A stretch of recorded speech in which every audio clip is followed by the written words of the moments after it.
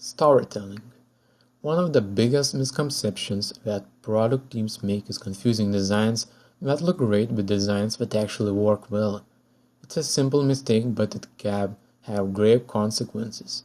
If your product doesn't work well, no one will even care how it looks like. Please don't overlook it. The best to avoid this type of situation is to create a story-centered design, in short UID, or craft a story of how the user is going to navigate throughout your app. In storage-centered design, teams critique work by looking at dozens of sequential mockups that function like frames in a film strip. And designers present every step the customer reads, every action we take, and every screen that system generates in response, which will redirect the user throughout them. The designs follow a customer from an initial trigger all the way through completing a goal, and they show how the design supports every step in that flow. How to make a story for our newsreader app. Start designing projects by whiteboarding the customer interactions with your team. Draw a bunch of 1-foot-sized boxes on your board, then create a story by filling in the boxes with each small interactions a customer makes with your product. Draft critical pieces of copy together.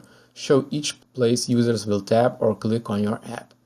This way you start seeing how the user is going to approach your application and maybe found weakness in your design in the future. Why storytelling works so well? It stimulates the user experience. Story-centered design forces us to ride along with customers throughout every single step. That gives the entire team a system for making design decisions based on how people will actually experience the product. It clarifies design goals up front. When teams start by designing stories, it forces everyone to come up to agreement on the design goals before working out the details.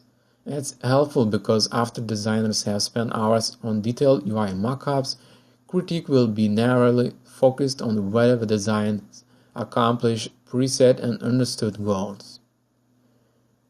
And here is how our story-centered design looks like with our newsreader app.